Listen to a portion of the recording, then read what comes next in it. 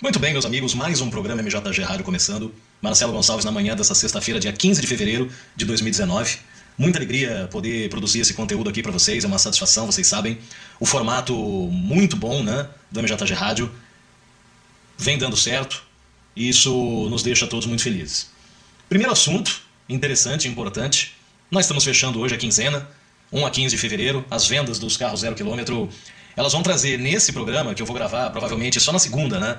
Porque toda vez que você tem um fechamento numa sexta-feira, numa véspera de feriado, provavelmente nós só vamos conseguir os dados consolidados da FenaBrave na segunda.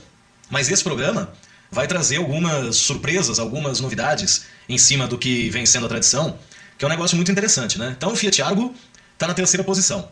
O Onix lidera, 4.000 unidades à frente do HB20, e o Argo na terceira posição, aí, quase 400 carros atrás do HB20, mas 500 e tantos à frente do Ford Ka. Então, já é a primeira grande novidade, a primeira vez que o Argo se mete aí na primeira página, se coloca num pódio. Eu tenho muitas dúvidas se isso se manterá até o fim de fevereiro.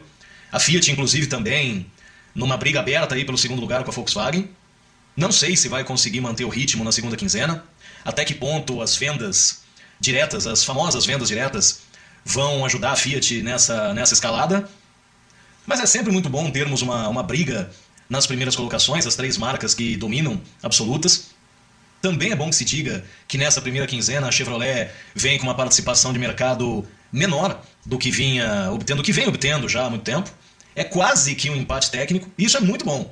Mas o que vai acontecer na segunda metade do mês é que vai determinar, mas de qualquer maneira é um começo instigante aí, um pouco diferente do marasmo que a gente tem visto aí sempre, Onix, HB20 e Ford Ka, às vezes alternando posições HB20 e Ka. Então é muito bom que haja uma disputa, ainda que o Argo, para que consiga essa participação, ele dependa às vezes de um percentual elevadíssimo de vendas diretas e essas estratégias de uma precificação cada vez mais agressiva, que torna um pouco confusa a participação do carro, mas o fato, e que nós vamos explorar amplamente no programa, na próxima segunda-feira, é que o Argo se coloca à frente do Ka, e pela primeira vez num levantamento nosso ele estará na primeira página, e não só na primeira, como estará no pódio.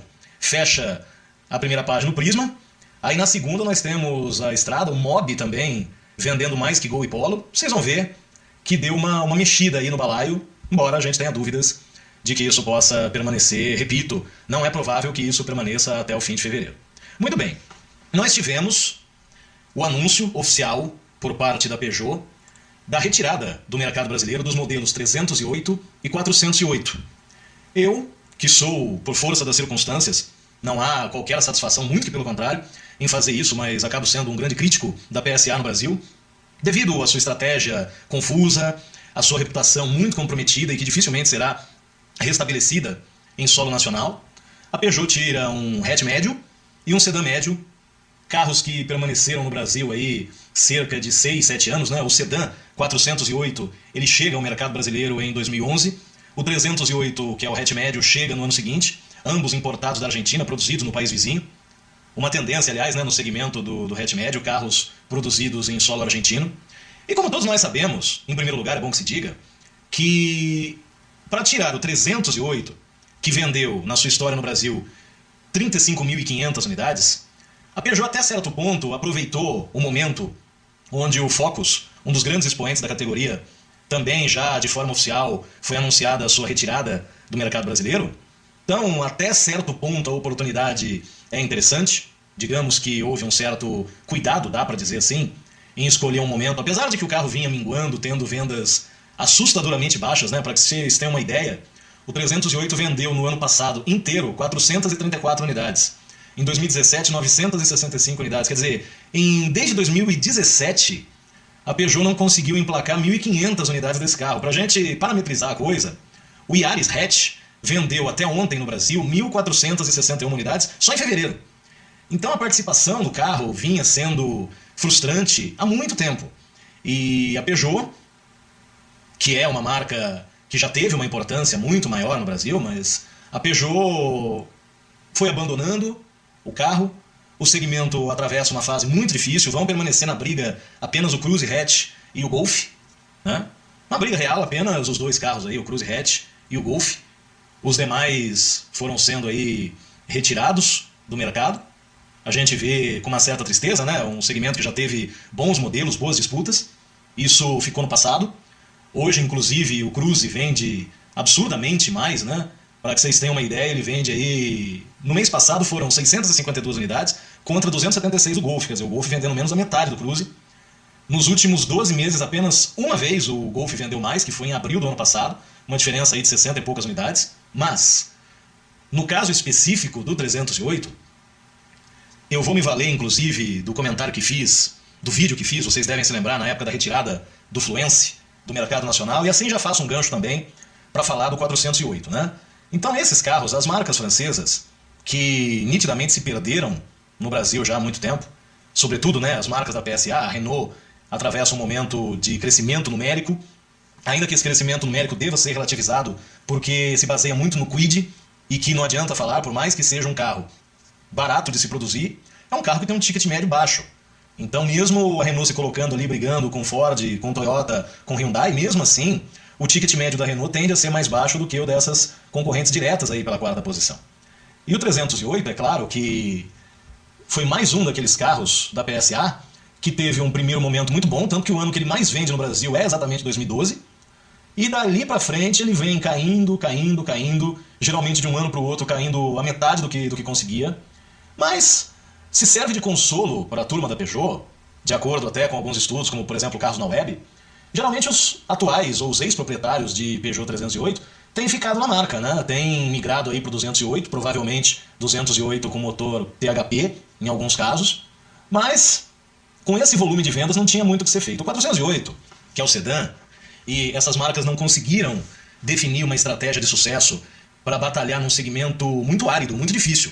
Porque em alguns casos, algumas categorias, nós temos um líder destacado e os outros se embaralhando embaixo. No caso específico do sedã médio, nós temos hoje o Corolla, respondendo por metade do segmento, e você considerando aí o Civic, que hoje não é um player que enfrente o Corolla, mas você pegar aí o Civic e o Cruze, e que apesar de tudo o Civic mantém uma folga em relação ao sedã médio da Chevrolet, todos os demais participantes da categoria, aí você coloca Jetta, Focus Sedan, A3 Sedan, C4 Lounge, Sentra e Companhia Limitada, todos esses outros participantes têm um volume de vendas muito baixo. Então nós temos 3 carros que têm volume, satisfatoriamente têm volume, e o resto muito lá atrás. O Focus Sedan já tem a sua despedida marcada, os demais aí também não tem condição de brigar. Mas o 408, é bom que se diga, vou relatar aqui uma experiência pessoal, é um carro que eu gostei bastante de dirigir.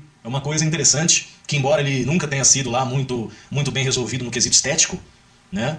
Ele talvez seja um dos Peugeot que tenha um aspecto visual dos mais desfavoráveis dentro do mercado brasileiro, porque os Peugeot habitualmente não são feios.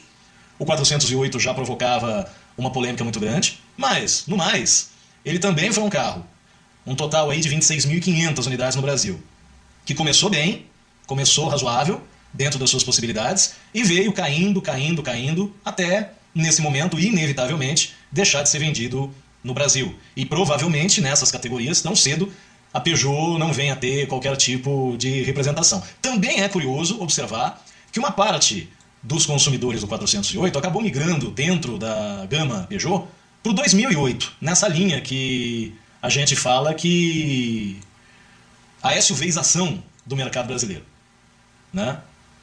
Então vamos ver como que isso vai funcionar. O 2008 é um carro que dentro da realidade da Peugeot vende razoavelmente bem, já brilhou mais do que hoje, mas em todo caso não surpreende, né? E aliás, entendo que o melhor para a marca, sem muita cerimônia, o melhor para a marca seria repensar a sua estratégia, a sua participação, estudar com carinho todas as possibilidades, até mesmo, por que não, se retirar do mercado brasileiro. Eu acho que para a Peugeot as perspectivas não são interessantes, acho que as cartas que tinham para ser colocadas à mesa já foram colocadas e não há muito cenário otimista para a marca de origem francesa. A Citroën, o C4 Cactus ainda sob um efeito de uma certa novidade. O Cactus não vem vendendo mal, vem conseguindo aí desde novembro um desempenho na casa das 1.000, 1.100 unidades, o que é muito em se tratando de Citroën, é praticamente metade da marca, é um arrimo de família o C4 Cactus. Ainda tem o benefício da novidade, a gente vai aguardar como eu venho sempre dizendo, mais 1 ou 2 meses para definirmos qual é, na realidade, a condição que o C4 Cactus vai se posicionar definitivamente no Brasil. Para terminar o programa, em cima também de uma conversa que nós tivemos agora de manhã no grupo do WhatsApp, né? Essa questão da venda de um carro usado, da dificuldade que as pessoas costumam ter de entender como que funciona a colocação de um carro usado no mercado, né? Eu falava com o Sandrão a respeito dos shoppings automotivos que existem em grandes centros. Até mesmo em Bauru nós temos um que vai muito mal das pernas, mas ele existe. Mas uma grande dificuldade que eu vejo os usuários manifestando é compreender que quando você deixa o seu carro no concessionário ou na loja como parte de pagamento do carro que você está adquirindo, ao contrário do que muita gente pensa ou gostaria que a coisa funcionasse, esse sistema ele envolve 2 transações. Você tem a transação da compra do carro que você quer e a transação da venda do seu carro atual, a entrega desse carro como parte de pagamento do outro modelo que você está levando para casa. Então, o que vai acontecer? O lojista, habitualmente, qual é a dinâmica desse mercado? Se o carro que você está entregando é um carro que tem muita demanda, muita procura, às vezes o lojista tem até um comprador na expectativa da entrada de um modelo desse para poder levar e a sua unidade esteja em ótimo estado, é muito provável que você consiga entregá-lo lá com uma perda de 15% a 20% do valor de tabela, né? Então, genericamente, aí um carro de 50 mil, você vai conseguir vender por 40, 42 mil, colocá-lo no negócio, no máximo aí nessa faixa de valor. Se o carro que você está deixando não atende aquelas condições, então nós vamos para aquelas banalidades, né? Questão de estética, problemas muito graves para serem resolvidos, quilometragem elevada. Nós vamos ter situações aí onde a avaliação do seu usado pode ficar 35%, 40%, até 50% abaixo do referencial, né? Carros que vão gerar para esse lojista, para esse concessionário, uma certa dificuldade em recolocá-lo, em transformá-lo novamente em dinheiro no mercado. Então isso é uma coisa que eu vejo se repetir constantemente e as pessoas têm muita dificuldade em entender. Outra coisa, e eu até mostrei para vocês printando o comentário que o cidadão deixou no aplicativo de um desses shoppings aí da capital, é que quando você adquire um carro, seja ele novo, seja ele usado, o processo de tomada de decisão e de fechamento, você tem que ser certificado o máximo possível de garantias por sua própria conta. Não adianta você acreditar que, porque o lojista me garantiu que estava tudo bem, que o carro era só pegar e andar. Nós estamos falando de um investimento expressivo, que envolve um desprendimento de capital elevado. Então você não pode comprar um carro, simplesmente você bate o olho lá, parece que está bonito, eu vou levar. Não. Se cerque das garantias, teste tudo o que é importante para você, se possível leve um profissional, ou saia com o carro da loja e leve até um profissional da sua confiança para entender melhor o que você está comprando, né? Nos dias de hoje, alguém que compra um carro de olhos vendados e depois sai à internet reclamando de problemas banais, problemas que seriam detectados numa análise que o próprio consumidor poderia ter feito em loco ali, rapidamente, sem muitas vezes sequer ter que tirar o carro da loja, para mim, efetivamente, enquanto profissional do segmento, é algo que não tem o menor crédito. Quando eu vejo esse tipo de coisa, eu me posiciono afirmando que estamos lidando com mentecaptos, com pessoas que, para sua própria segurança, deveriam ser interditadas. Deveria ser proibido um cara que não tem noção do que está comprando. Deveria haver um sistema de interdição para que o sujeito não pudesse, porque ele é um risco para si próprio.